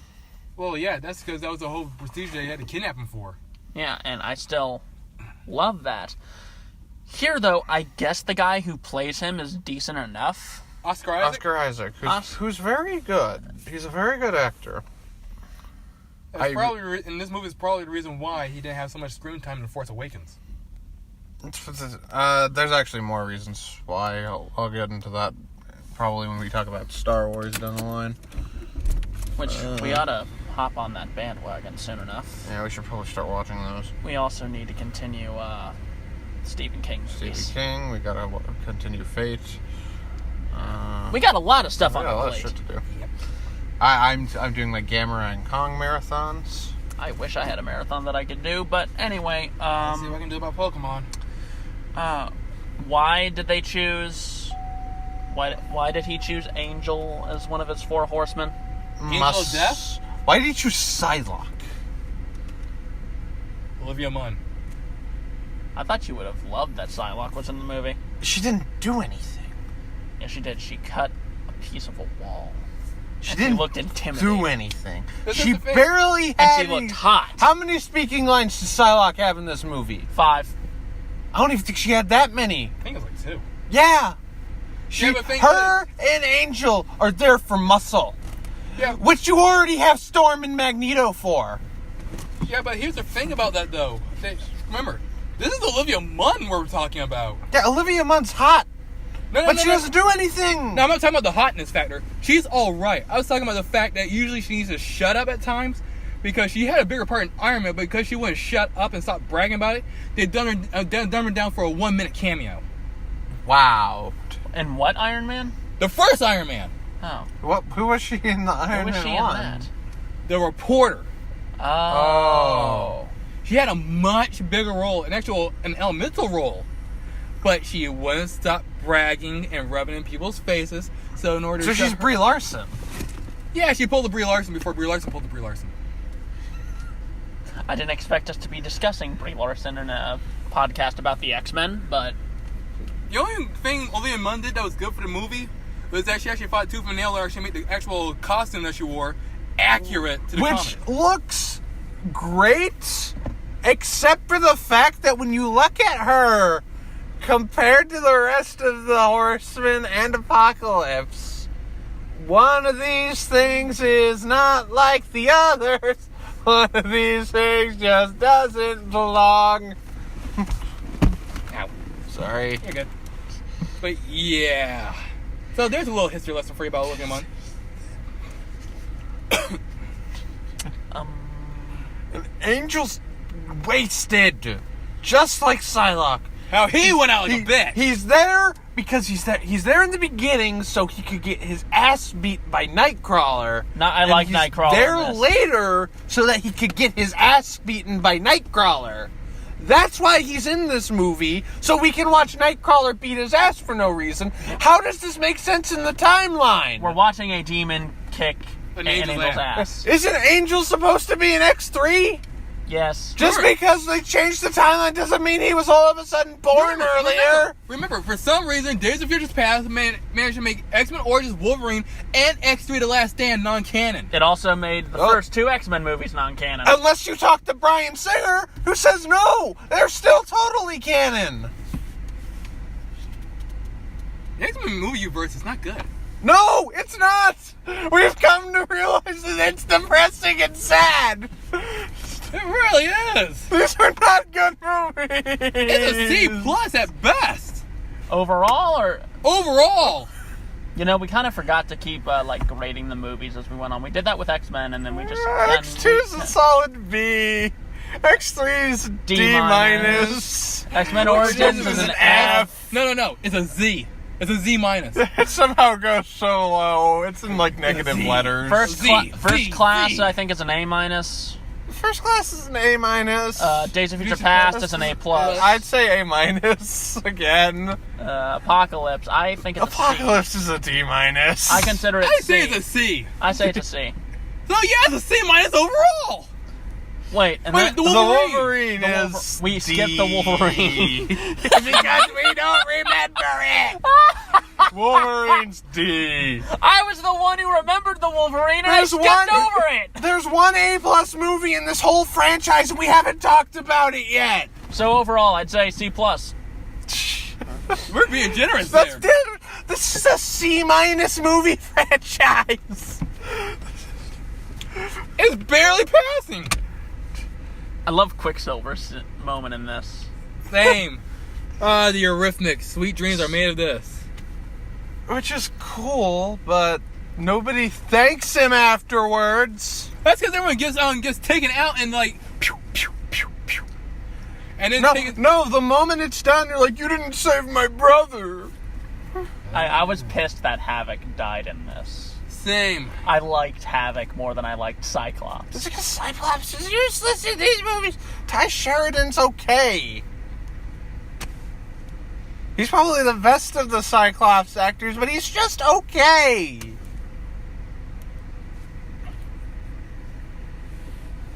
Can't wait. Storm's cool. Storm's decent. And wasted. And Magneto, his story is Back the and forth, same and back and thing. Oh yeah, his daughter was Scarlet Witch.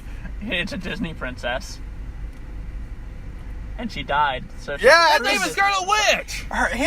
Both his wife and daughter die with one arrow. to the chest. And it's stupid.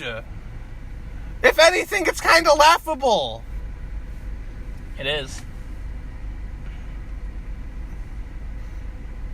I found it amusing.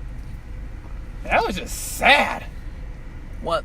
That they died with just one arrow, or that I found it amusing? No, just the whole premise overall is like, it looks like she has like some kind of awesome power. And then boom, I look a little bitch like Angel. And again, it's the same shit. Oh, Magneto's story is the same shit in all these movies. He's a pendulum, that's why. One way, back to the other. Back. Because how does he end? How does he end this movie? By saying, Xavier, if you ever need me, I'll be there. Basically. And then how is he gonna be in Dark Phoenix? Back to being a bad guy again. Exactly. Good, then bad, then good, then bad. We get it. And I was just saying, I told you it was a pendulum. Yeah, don't even get me started on pendulum monsters. Wrong franchise, wrong country. And wrong time. Yep. Very wrong time. Don't bring up Yu-Gi-Oh. I still like Yu-Gi-Oh, though. We're not talking about Yu-Gi-Oh. Alright. I guess we gotta address the whole elephant in the room. Weapon X? The never elephant in the room. Okay, what was your elephant in the room before I brought up Weapon X? How Apocalypse looked like Ivan Ooze for a good long while. Oh yeah, he looks like Ivan Ooze from the Power Rangers movie in 1995. Oh, you're so purple. I think it was just because of the lighting that they used. So purple and blue. So while Ivan sells his jizz to kids... He's putting his jizz on Angel's wings so we're gonna make him metal. No, that's Angel's jizz. He's making Angel's jizz metallic. No, he's using his own jizz and we're gonna make Angel's jizz metallic. It's so stupid. So now to the other elephant in the room. Weapon X. Second best scene in the movie. Pointless. There's no reason for it to be in this movie except we want Wolverine in this movie. Yeah, You all know that thing was just supposed to be also a setup for Mr. Sinister in this next movie. Besides, we never really got like a true Weapon X until true. this scene. So that's probably one of their ways of saying, sorry we fucked up for the past, 6 movies. Except they do it with something that's not needed. If they did not go to Alkali Lake in this movie, what would have changed? That whole thing was pointless. We wouldn't have gotten Yeah. that Wolverine No, I'm scene. talking about like We don't need that Wolverine Like, scene. like the whole thing with Wolverine, in the chamber, them getting kidnapped, after the mansion blows up. That whole block of time was pointless. This movie is 2.5 hours long. Why does it need to be 2.5 hours long? Especially when most of it's the same shit and it doesn't go anywhere. You say you don't like this movie, but you're sounding like you do hate it. Forgot about Just the more I'm thinking about it, the more I'm realizing this movie kind of pisses me off. another elephant in the room I need to address. This is probably the Two third. elephants. This is probably the third time that the X Mansion has gotten blown up in these films. No. That's a stay point. That's a staying point at this point. No. Just totally forgot. The early inclusion of the Phoenix. That's like the small elephant calf in the room. But the biggest thing was the shitstorm the movie made because Apocalypse was choking the hell out of Mystique. That was stupid. Oh my god, the bad guy's choking one of the good guys. Holy shit! One of the most powerful mutants in these movies is depicted on a level 3 mutant. Holy freaking crap! It's sexist because he's choking her. He's the bad guy. You're not supposed to like him. Shut the fuck up. And yet, no one bitched about Angel Dust doing those cheap shots against Colossus and actually threatening Weasel in the Deadpool movie. That's because it's a man that's getting hurt. Yeah, so it's hypocritical gynocentric bullshit. Gynocentric bullshit. Double standard much. You say you like this movie, but now you're talking about like you don't like it. No, it's just the dumbasses that were critiquing this movie because of that shit. Like I still can like a movie and still critique the hell out of it.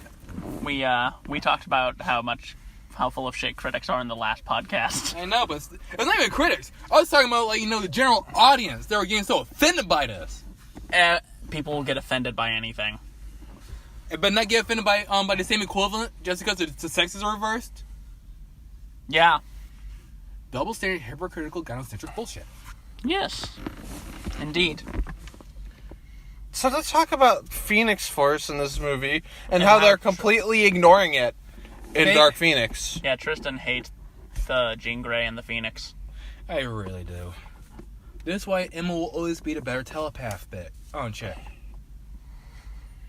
Yeah.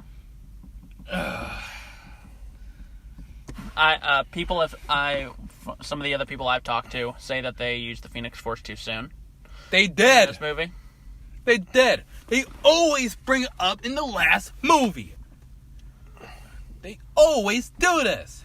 No real setup. No real time to actually establish something like that. Just boom. It was at least set up for X-Men 3. Yes. It was poorly executed, but they did set it up. And they kind of set it up through this movie and just this movie, and then they're negating the whole damn thing in the next one. Yeah. Because all of a sudden it's a cosmic entity again, despite the fact that she totally already had it. Sansa Stark, go to hell. What, her actress? Yeah. Don't blame the actress for I'm not blaming the actress, I'm blaming her character. Yeah, so Plus, blame Jean Grey. Yeah. I'm just saying, still, that's Sansa Stark. Yeah, I know. I know what I'm saying, I'm just saying, yeah.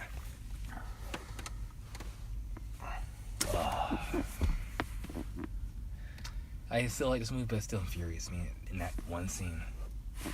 The whole damn thing infuriates me. How about the it leads to nothing. How about the instant symbolism of Magneto turning his colors again against Apocalypse and then throwing those steel girders in front of him, making a giant X when trying to protect Charles?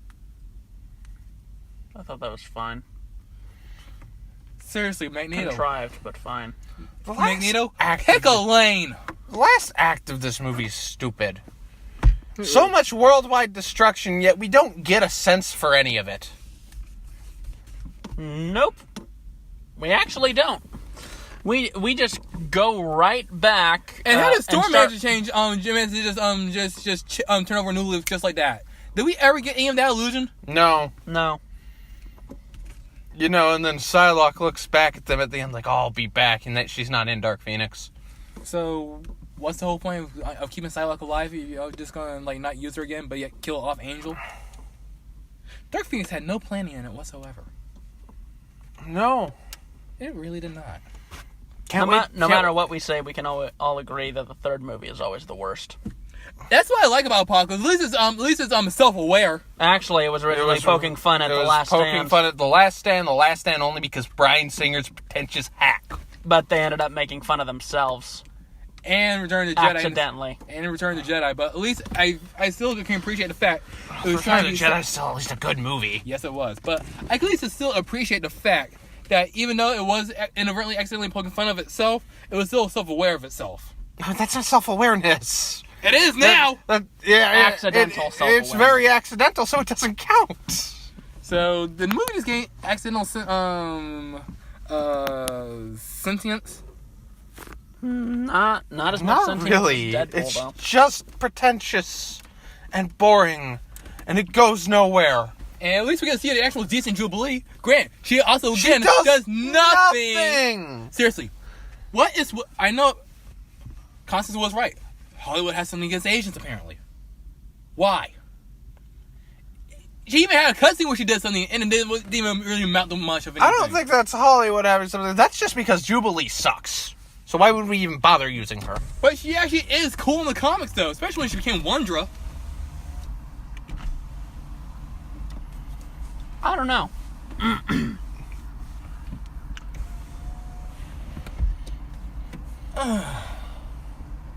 Are you starting to see why I don't like this movie? I've been saw reasons why you didn't like this movie. I mean, I still like it, but still, it's exacerbating. It's kind of like your child, like, you know, it's kind of like having a child, and then that child is kind of like it's like a little terror, and like you see many problems with it, but that's still your kid. And you still love them. I know when to say that kid ain't mine anymore and put it out for adoption or something. Damn, son. Fucking Godzilla anime trilogy. No. You're not at least putting outside for a night. I can say that about Turbo. So I acknowledge when something that I love is awful. I go back and forth like Magneto does sometimes. Yeah. It's like some things I can agree that are bad, but other times I still just enjoy it. Yeah. And it doesn't help that Jennifer Lawrence is terrible in this movie. And she's going to be worse in the newest one. Oh. She's going to die in the newest one. Immediately. You know why she wanted out of this franchise? She didn't like being putting on in the makeup. Blue makeup. And this is why Rebecca Romijn will always be the queen. Yeah. Yeah, well, you know who... Even a little girl that played a young Mystique did makeup better than Jennifer Lawrence did. Yeah, but you know who was being the bigger person and dealing with the makeup, even though it might not have been uncomfortable? Nicholas Hoult. He's in the makeup for a good chunk of this prequel trilogy. Quadrilogy now. So, Jennifer Lawrence keeps thinking she's hot shit, but yet she can't handle some makeup. Yeah. So, she bitches more, most likely, than the little girl that played her in the first one, in that one scene. Yeah. Yes. That is sad. Mm-hmm. I don't want to talk about this movie. I don't want to talk about this franchise anymore. All right, fine. Let's move on. We got one movie left to talk about. Yeah, let's move on to the best movie. It's the good one. It's the one that's actually really good. With the noir version of it, too. Logan. Okay, now we get to an actually objectively good X-Men movie. And it doesn't even have X-Men in the title. No, looking back on it, this is by far the best one, and there is no competition. They focus a ton on Wolverine. They The movie's kill off a bunch of the characters. the movie's not called X-Men Logan. It's called Logan. And then they even focus on and they even kill off Xavier. So He was salty as hell in this movie. I love that. Did you swallow your medicine? Yeah. This movie had actual acting and good character writing, Good character. good effects, portrayals. good fantastic. This movie's just great. There are a few things that I found to be weird though. Like, who was the cyborg guy again? He's someone in the comics. I don't know. What's the name? I don't know. I don't remember. I just call him the cyborg guy. He's not actually a cyborg. He just has like a robotic arm. I need to watch it. Yeah. It's a good movie. It's got some good action. It sounds like he might It's be got one the of the best more action in this It's got series. the best Berserker Wolverine we actually have. It's great, and it actually connects sort of to the Wolverine, because there was a moment in the Wolverine where the psychic chick, not Jean Grey, said that Wolverine was going to die with his heart in his hand. And, well, since it's a send-off to Wolverine, he dies with Flora holding his hand. Because X-23 is his heart. It's directed by the same person. Yeah, so Laura is his heart, so it's a nice, touching little moment. I love that little shit in this movie. She has got serious Wolverine attitude. Yeah. Of course, that's because she's kind of his clone. So. Clone. But might as well be his daughter, too. That's pretty much what she is. Yeah, basically. Yeah. And they do the whole relationship between them, the relationship between Logan and Charles really well. I found the portrayal of Charles to be very interesting in this movie. The fact that he's basically Professor X if Professor X had Alzheimer's. Basically. That's dangerous. Exactly. He kills off like almost all the mutants. Yeah. Except for the ones with healing factors. Now, even Logan's barely able to withstand it. Yeah, because now he's gotten to a point in his life where he is so old that he has to struggle to pull his claws out. He has to struggle to pull his claws out to put them back in. He's not healing completely. There's just like blood and pus all over his hands. Yeah, the adamantium's actually poisoning him, essentially. Might as well be. Well, yeah, at this point, hell yeah. Yeah. And as you would say, his hair no longer looks stupid. Yeah, his hair doesn't look stupid in this movie. He has like actual normal person hair. But you see what I'm talking about here, where with good X-Men movies, our discussion on those is actually shorter. Well, we should take notes. Yeah, we should. But we're not going to. And we know we're not going to. No, I'm going to from now on. All right, we'll let you do it then. Yeah, if these are too ad-libby, nobody wants to listen to it because it's too rambly. Well, no one wants to watch us anyway. We don't have that many real fans. Back to the depressing fact. That's all I have to say about Logan. Good movie. I still need to watch the noir cut. I haven't watched the noir cut either. And, basically go watch Logan. It's the only A+ movie in this franchise, apparently. Anything to say, Tristan? This is a real eye-opener. That the X-Men movies aren't good. Well, this has been a depressing podcast, and for me and Brendan, it's not done yet. Right. So that will be a jump cut to sometime in the future, I guess.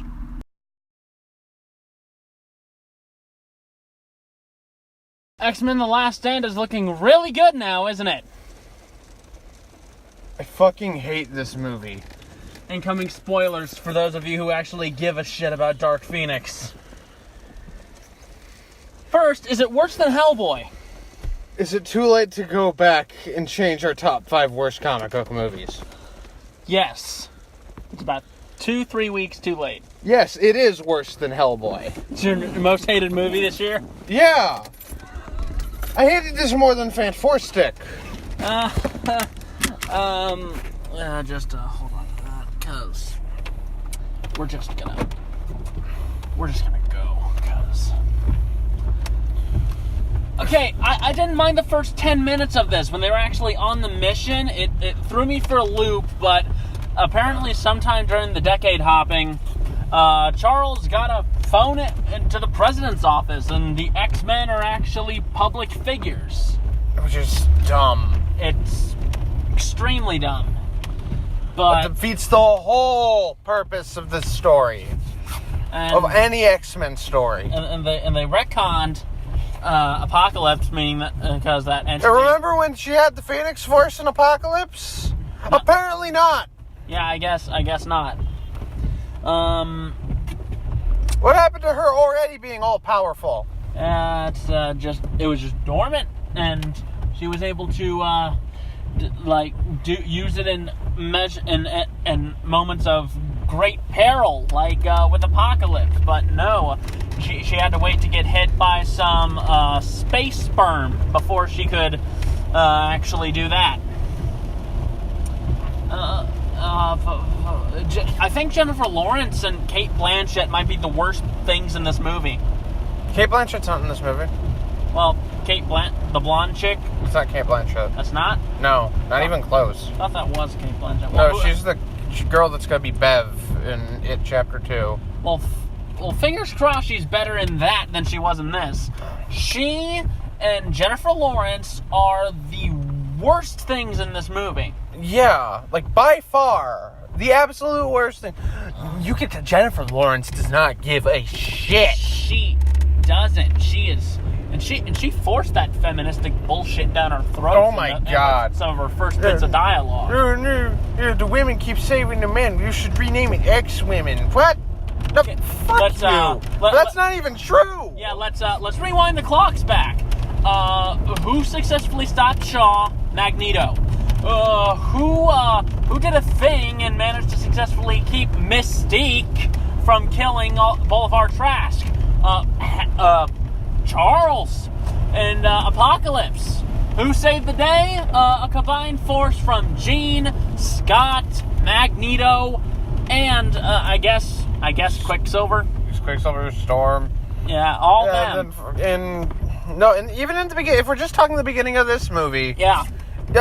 Jean held the ship together.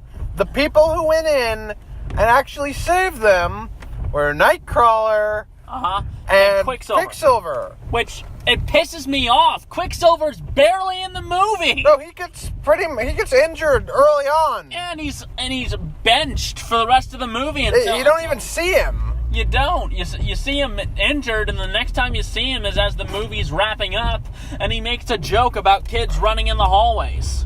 Yeah. Why? Why? He was the best part in the last two movies. Oh my God. Okay, so moving on, when she gets the Phoenix Force, oh no, she killed her parents. And what Charles was right when he said it in the movie. He is the villain of this movie. He really is. No, that's a dick thing to do. It is. That is a dick thing to do. That is out of character dickishness. A lot of the people in this movie were out of character. Remember Nightcrawler's scene? Oh my fuck. He snapped and he was murdering. He just snapped over some dude he didn't fucking know. Yeah. He just smiled like a creep and let one of the alien thingies get hit by a train. These aliens are basically Skrulls. Basically, but they look like the Dominators from the CW crossover with Arrow, Legends, Flash, and Supergirl. That's what they look like. They look like basic, generic aliens. And well, Mystique's dead, so. Mystique's dead. I didn't give a shit. You know I what? didn't care at all because Jennifer Lawrence has been terrible in these last couple of movies. You know what I said when she died? You know what I said? What? Good. Yeah, same. I was basically like, thank God. Yeah, we no longer have to. And poor Nicholas Hoult. Nicholas Hoult is the best actor in this movie. Yeah, he is doing his damnedest in here, and I feel sorry for him. He is acting super out of character. He is. But he is easily the person putting on the best performance. Yeah. You could tell, like Beast is fucking depressed as shit. Yeah, but he's normally looking at it from logical sense, but he's very emotionally charged in this, which he does a few things that are out of character, but it's less out of character than what Charles did. Yeah. Because at least he's actually acting out of something. Charles was just a fucking jackass. Yeah, and you know what else? How sad is it that Halle Berry's Storm from the original X-Men trilogy and whatever we saw of her in Days of Future Past is less powerful. You mean Apocalypse? Oh, she Yeah. is in a few scenes of Days of Future Past. Yeah, is less powerful than her younger counterpart, which we see in Apocalypse and this. What are you talking? She barely did anything in this movie. Yeah, but she showed more lightning than Storm ever did. Not really. At least to my knowledge. Storm actually did shit in the first few movies. Yeah, she's still less of a character in this, but at least she got a scene, and she really didn't. Like, she's fighting this one dude, she's punching him, it's like, fry him! And, do what you do! Yeah, Magneto. Magneto. It's the same shit! Again. Over and over again! It's... We saw this same character arc in the last movie! And the one before that! That was clearly Genosha he was trying to do. Trying to do. With that island that he was on. If he wasn't in this movie, almost nothing would change. Yeah. He's only here because we have to have Magneto in the movie. Yeah, we need to have Magneto. We need to have... I am curious as to what Tristan's thoughts about this will be, because he's not with us right now. Yeah. He is going to hate this movie. I would imagine. Because he just hates the Phoenix, period. He hates how overdone it is. Yeah, and they did... I would have been fine with it had they done it well. They didn't do it well. This is worse than X-Men 3. Yeah, they did it by a lot. Which... And then the whole... Okay, I know I said that I didn't mind the first 10 minutes because of the whole bullshit with them being celebrities and going into space and whatnot. The minute we heard Jean Grey doing the voiceover, doing like some sort of spiel that is supposed to sound important, I was almost ready to tap out. I think there were so many times I wanted to just walk out of the theater. Yeah, her actress is fine. I don't know what else she's been. She's probably better. She's great in Game of Thrones. Yeah, she is... I just want her to stop in this, which they're doing it now. There's no more of these X-Men movies. There are no more of these coming out, thank God. What a way to end a franchise, too. Like, one of the earliest franchises before the MCU. The earliest superhero franchise. Yeah, the earliest superhero franchise before the MCU. What a way to end it. What a way to say fuck you to everyone else. It's like, the director of this movie, who's also the writer of this movie, is the guy who's written several of these movies and produced several of them. This is the first time he's ever directed anything, and he also wrote X3. Yeah, that reminds me. What the fuck happened? The editing and the directing in this movie was weird. The writing's horrible. The writing is garbage. Yeah, so, yeah, Jeremy said it best. It is the worst X-Men movie. Yeah. Yeah, remember your problems with the human stuff in Godzilla? Yeah. How's that looking now? More of that, please. Give us more of whatever Vera Farmiga was doing. Yeah. Oh my God, this... Because Vera Farmiga's motivation in that movie is way better than whatever the fuck the alien motivation is in this movie. Give us the power of the Phoenix so that we can destroy your world and remake it. Jean Grey's a fucking dumbass in this, too. Because she's obviously being used. Anybody with a brain would have been able to tell they were being used. Not only that, but I think Charles wasn't able to read their minds because they're aliens. Because they're aliens. You'd think Jean would say, I can't read this person's mind. They're acting very suspicious. Maybe I should go the other way. Yeah, maybe I shouldn't trust them. But nope. Because Jean's a fucking idiot in this movie. Yeah, she was fine in the last one, but someone just smacked her over the head with the idiot stick. Pretty much. It just... You want to talk about the stupid train sequence? Oh, that train sequence. And how it immediately falls apart the moment you realize the whole damn thing's made of metal? Yeah. It's like, hi, Magneto! Yeah, the moment I saw them in that train tied up, I was like, Magneto...